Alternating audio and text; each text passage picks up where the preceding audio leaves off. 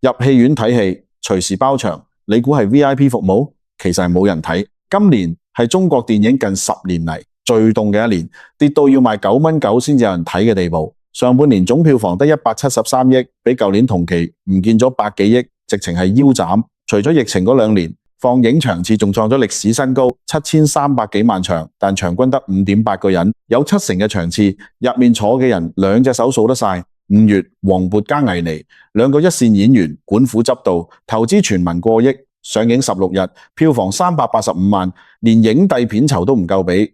6月，微博電影之夜，劉昊然、董子健、文琪逐個企上台，開口就係檔期好空，歡迎約戲，一線演員公開揾工，呢個畫面你幾時見過？有人話係因為冇好戲，但事實上唔係冇好戲，係觀眾已經唔再信你。過去幾年，電影從業者點樣對觀眾？上網抄幾個爛 gag 就話自己係爆笑喜劇，改幾單社會新聞就咁自稱現實主義，堆幾個5毛特效就話係中式奇幻大片，夾幾個冥道流量就咁嚟春節當圈錢。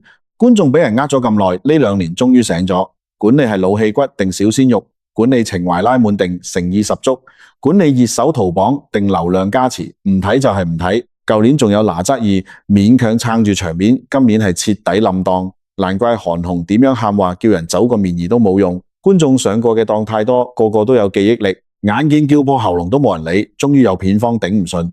最近幾部小製作電影宣布降價，魔方小姐結算標準由25蚊直接劈到10蚊，一個部門的誕生都跟住壓到10蚊。作特務仲推出10蚊嘅老年觀眾專場，呢班人早去做咩啊？中國電影早就應該捲起嚟，而且就應該由價格捲起，同瑞幸一個價賣9.9蚊，唔係我亂嗌。家陣嘅電影行業確實去到淨係得9.9蚊先救到嘅地步。首先，9.9蚊最大嘅好處就係救翻實體影院。今年上半年電影市場整體上座率得 4.8%， 基本上係歷史最差。無論1線城市定4線城市，大部分場次都係冇人。我今年都去咗10幾趟電影院，有一半場次都係包場。空蕩蕩嘅影廳入面得我一個，如果我係影院經理，肯定急到跳腳，諗辦法填滿個場。最直接嘅方法就係降價，29.9蚊冇人嚟，我賣19.9蚊；19.9蚊冇人嚟，我賣9.9蚊；9.9蚊冇人嚟，我賣4.9蚊。中國嘅消費市場無數次證明咗，冇垃圾嘅商品，只有垃圾嘅價格。21萬嘅雪鐵龍老氣橫秋，全部係缺點；12萬嘅雪鐵龍成熟穩重，完美無缺。平移去電影市場都一樣，29.9蚊嘅749局爛到出汁，尷尬到穿地心。4.9蚊嘅749局就係陸川導演喺怪獸類型片上嘅大膽嘗試。4.9蚊就算係買一個理直氣壯鬧爛片嘅資格，買一個獵奇，買一個好奇心滿足，都唔算蝕底啦。對影院嚟講都一樣，影院嘅剛性成本佔大多數，人工、租金、設備基本都係固定嘅，空場同滿場分別唔大，最多就係多啲水電費。就算一張票淨賺3蚊，有幾十個人嚟睇，都好過個場丟空。況且人流大同咗，商場冇準都願意減啲租。所以如果係我做影院經理，巴不得電影票降到9.9蚊。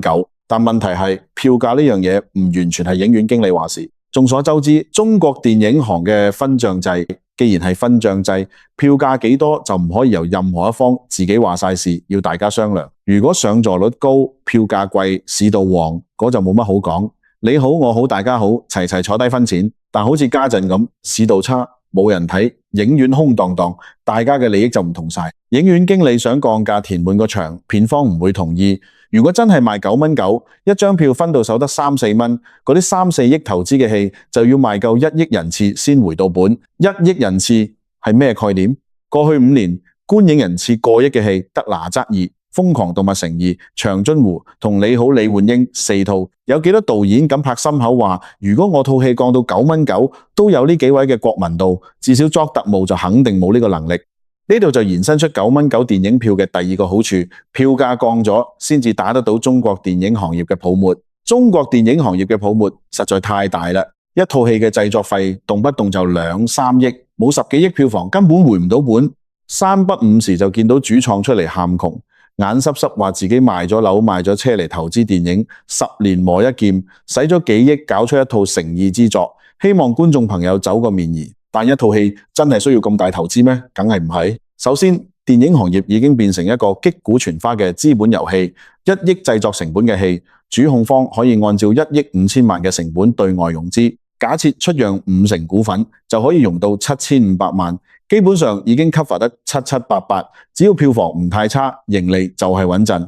後面入嚟嘅資方再將自己日價買翻嚟嘅股份，用更高嘅日價轉賣出去，轉嚟轉去，一套成本1億嘅戲，獲得嘅總投資額可能接近2億。呢啲錢唔係用喺電影製作上，而係用喺幫前面嘅投資者解套。另一個原因就係天價片酬。舉一個實例，前年春節檔嘅紅毯先生，主要出品方歡喜傳媒喺財報入面披露過一啲片酬細節。影片攝製總經費2億6千萬，主角費用即係劉德華嘅片酬6000萬，導演寧浩嘅導演費2400萬。就算呢兩位都有作品、有才能、實力，俾市場反覆驗證過，唔係得個名嘅流量明星，呢個價都真係令人忍唔住講句，真係 X 貴。但如果電影票真係打到9蚊9，巨額投資同天價片酬，肯定係第一個俾人擠走嘅嘢。道理好簡單，你水分多，唔擠你擠邊個？實景拍攝、舟車勞頓、食飯瞓覺、特效綠幕、道具搭景，呢啲都係觀眾肉眼睇到嘅。就算有水分，都唔會特別多。你擠得狠咗，觀眾就會睇得出製作水準變粗糙。至於編劇環節，唔好話擠水分，擠出來嘅都係從業者嘅血淚。睇嚟睇去，泡沫比較大嘅就係擊鼓傳花嘅資本遊戲同莫名其妙嘅天價片酬。呢兩者本身亦都相輔相成。明星演員嘅作用唔係演技，亦唔係名氣，而係槓桿。有咗明星，資方先有底氣去調動更大嘅資本，調動更多嘅營銷資源。但呢一切同影片本身嘅品質冇乜關係。甚至好多時候用咗一啲明星，觀眾反而出戲，諗起嘅唔係角色，而係演員。喺綜藝節目上啲傻更更嘅所謂名場面，呢度就要提到9蚊9票價嘅第3個好處，9蚊9真係可以令電影回歸內容本質，諗辦法討好觀眾。呢度嘅商業原理好簡單，如果一個行業開始打價格戰，1分錢恨不得掰開2半使，咁就一定會逼到呢個行業變得更高效。過去幾年我哋已經見過無數例子。電動車價格戰之後，所有車廠都學識咗點樣喺 B 級車嘅體積入面，俾消費者擠出 C 級車嘅空間。奶茶咖啡價格戰之後，所有品牌都開始瘋狂捲聯名、捲新產品，想俾消費者更多情緒價值。家陣輪到電影行業，如果一張電影票只賣9蚊9，咁有限嘅製作經費入面，一定會有更大比例流向劇本同編劇環節，因為一個好故事真係可以吸引觀眾入戲院。如果開客腦洞，或者仲可以逼出更多類型嘅電影，唔使好似家陣咁，全部人逼晒喺喜劇、動作、古裝大片呢幾條賽道。我眼中，中國電影最大嘅問題就係從業者俾人保護得太好，以至於對消費者嘅喜好完全唔了解，對市場趨勢不屑一顧。呢個完全唔符合家陣嘅市場環境。其他行業越係行業龍頭就越捲，越係領先企業就越對市場敏銳。電影行業係調轉嚟嘅，好多行業規則反而係為咗令從業者遠離消費者。好多電影調低咗嘅嗰個結算標準，所謂結算標準就係片方喺分賬時會規定一個保底票價，就算你影院經理將票價打折打到落塵埃，都要跟呢個保底價嚟同片方分賬。舊年春節檔嘅哪吒2，大部分場次結算標準係40蚊，即係話每一張票無論賣唔賣到40蚊，片方最少都要按40蚊嘅票價嚟分賬。按照片方拎走4/3嘅行規，再加埋稅同電影專項基金，一張票最少要分走19蚊。所以影院定價定得幾激進都好，冇第三方補貼嘅情況下，好難俾到低過19蚊嘅哪吒票，否則場填得越滿，蝕得越金。當然，哪吒2呢類有競爭力嘅春節檔影片可以完全唔依賴結算標準，但好多電影、好多從業者仍然好依賴結算標準呢個保護機制。一方面，佢保護咗爛片，只要結算標準夠高，嗰啲投資巨大、狂砸營銷、堆砌明星嘅爛片，就可以靠第一水唔知頭唔知路嘅觀眾回籠大量票房。之後就算口碑爛到冇人理，問題都唔大。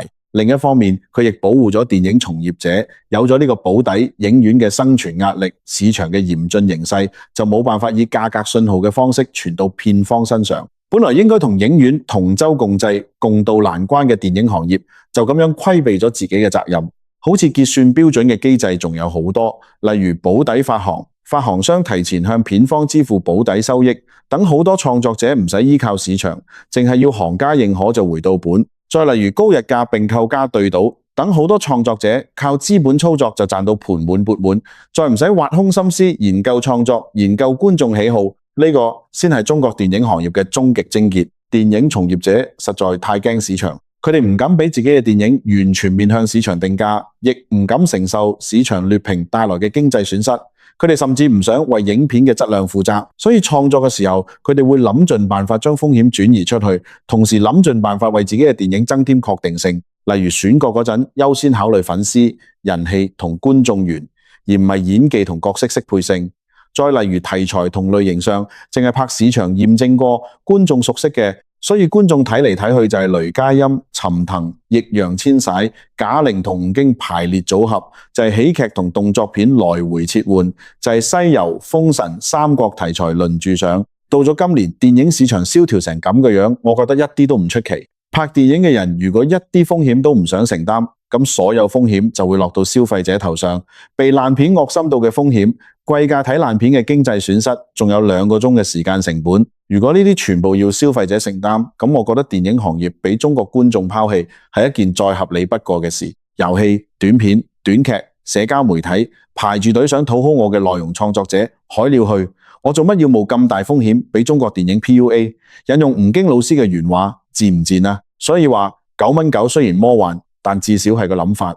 中國電影想贏翻觀眾，都要學下瑞幸，多啲捲自己，少啲將壓力俾觀眾。如果你有實力，好似《流浪地球2》、《哪吒2》咁，賣到40、50、60、70都依然口碑票房雙收，咁你賣貴啲，觀眾都冇乜意見。但如果你只係普通水準嘅行貨，咁9.9一張票，一啲都唔委屈。等爛電影淘汰，好電影贏晒，平庸嘅作品賺平庸嘅錢，呢個就係市場嘅作用。